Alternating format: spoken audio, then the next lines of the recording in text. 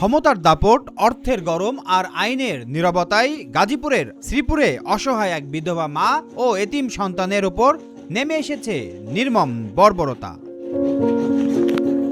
শ্রীপুর উপজেলার কাউরাইদ ইউনিয়নের বাপ্তা পাঠান বাড়ি গ্রাম। এই গ্রামেই প্রবাস ফেরত লিলু পাঠান ও তার সহযোগীদের তাণ্ডবে লণ্ডভণ্ড হয়ে গেছে মৃত মালেক পাঠানের পরিবার। জমি সংক্রান্ত বিরোধের অজুহাতে বুধবার গভীর রাতে দেশীয় অস্ত্রে সজ্জিত হয়ে লিলু পাঠান, মফিজুল পাঠান ও আশিক সহ একদল সন্ত্রাসী অতর্কিত হামলা চালায় মালেক পাঠানের বাড়িতে।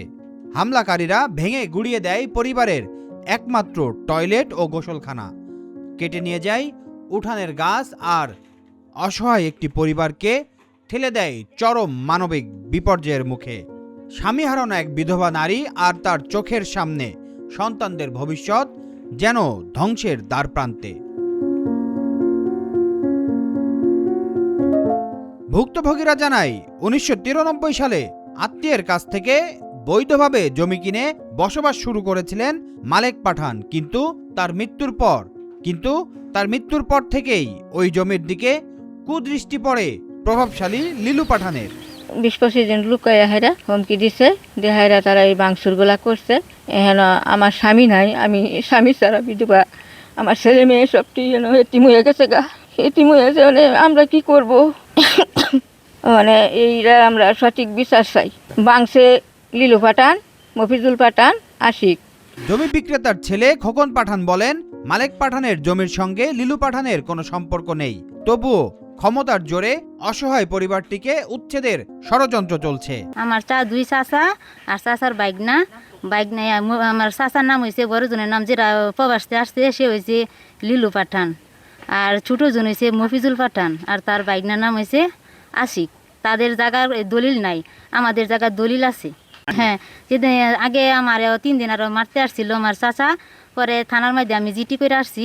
জিটি করার পরেও একদিন পুলিশ আসছে, পরে পুলিশ আসার পরে আমার বাইরে দুঙ্গা মারছি। তারপরে সমাজের সবাই দেখছে, কিন্তু তারপর অনেক বুঝাইছে, তারা মানে হ্যাঁ এই ঘটনা পুলিশ আসছিল। যে দুঙ্গা ঘটনা হয়েছে এই দুঙ্গা আমি ত্রিপুরা নিয়ে পুলিশের কাছে ফোন দিছি, পরে সেই জায়গাতে শ্রীপুর থানার ফোন দিছে, পরে ত্রিপুর থানাতে 3 জন পুলিশ আসছি।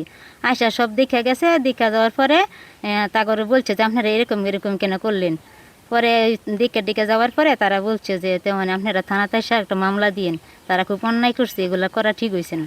শীতের রাতে টয়লেটহীন, গোসলহীন অবস্থায় মানবতার জীবন কাটাচ্ছে পরিবারটি। মৌলিক মানবাধিকার থেকেও আজ তারা বঞ্চিত। ঘটনার বিষয়ে অভিযুক্ত লিলু পাঠানের বক্তব্য জানতে গেলে তিনি ক্ষিপ্ত হয়ে ওঠেন, সাংবাদিকদের সঙ্গে করেন দুর্ব্যবহার, এমনকি শারীরিক হামলারও চেষ্টা চালান। না, আমি বাংতে আসি না, সবাই আসতে দেখতে আমরা দেখছি। বড় ভাই কিনছে? হ্যাঁ, বড় ভাই কিনছে। আপন বড় ভাই? হ্যাঁ, বড় ভাই। ওনার নাম কি? ওইটার নাম লিলু। উনি কি ঘটনাস্থলে ছিল ভাঙচুরের সময়? সবাই ছিল, সেও ছিল। ওনারই ভাঙচুর করছে? হ্যাঁ, উনি ভাঙচুর। আপনিও সাথে ছিলেন? আপনি ভাঙেন? না, আমি ভাঙি না, আমি সাথে ছিলাম, আসতে দেখছি, আরো এলাকার মানুষ আসছে, সবাই দেখছে। ভাঙতি জিনিস যেহেতু এই থানায় জিডি হয়েছে এবং পুলিশ আইসি কইছে আপনাদের সামানা, এবং এলাকার মান্যবর্গ আদেশ মানে নাই, ব্যক্তিবর্গের কথা মানে নাই, এক করে 3 মাস অতিবাহিত করছে। এখন আরেকটু বলি, এই মেম্বারের সিদ্ধান্ত পরে আবার তারা জামাত ইসলামের বিভিন্ন দলের লোক আইনা আবার সময় নিছে যে ভাই 1 মাস তো আমাদের হয় নাই, তার একটু সময় দো, যদি আরো 15 দিন দো তা আমরা এই জায়গাটা সরাই দিব।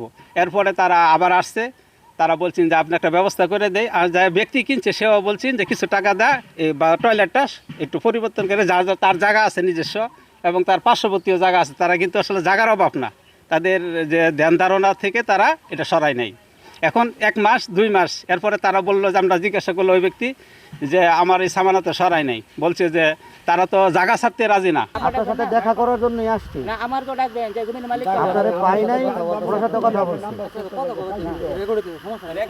আমি তো আর আপনারে জোর করি নাই, আপনার কথাই ওখানে আসে নাই, বা আমি আপনার এখানে খারাপ বলি না। আমরা ঘটনা হলে আসছি, দেখতে আসছি, দেখি আমরা চলে যাবো। আমি কিছু জিজ্ঞেস করছি, আমরা লাগানি করছি। আপনার তো এইভাবে উত্তেজিত হওয়ার কোনো দরকার নাই। আমরা আপনার পাইনি দেখেই আপনার বর্তমানে অন্য জনের সাথে কথা বলছি। আপনি বলেন, আমরা তো শোনার জন্য আসছি, আমরা তো আপনার খুঁজতেই আসছি। আপনাদেরকে ডাকবো না, কে বলছে? আমরা তো এইখানে কাজই শেষ করতে না, আপনার ভাইয়ের সাথে কথা বলছি। আপনাদের তো ডাকবো না, কে বলছে? আমরা ফোন করবো আপনাদের। ফোন করে ধান্দার জন্য আসছি, আমি আপনার কাছে ধান্দা চাইছি? না না, আমি আপনার কাছে কি ধান্দার কথা বলতেছেন? আমি কি আপনার কাছে ধান্দা চাইছি? এটা কোন ধরনের কথা বলেন? আমি আপনার কাছে জানার জন্য আসছি ঘটনা সত্য না মিথ্যা। আপনার মন চাইলে আপনি বলবেন, তা নাহলে আপনি বললেন না। এ ঘটনায় পুরো এলাকায় বিরাজ করছে চরম উত্তেজনা। এলাকাবাসীর একটাই দাবি, অবিলম্বে অভিযুক্তদের গ্রেপ্তার করতে হবে, নিশ্চিত করতে হবে অসহায় পরিবারটির নিরাপত্তা, আর প্রমাণ করতে হবে আইনের ঊর্ধ্বে কেউ নয়। আজ যদি এই বিধবা ও এতিমদের পাশে রাষ্ট্র না দাঁড়ায়, আগামীকাল যে কেউ হতে পারে ক্ষমতার দাপটের শিকার। Aminul Islam, Asian television.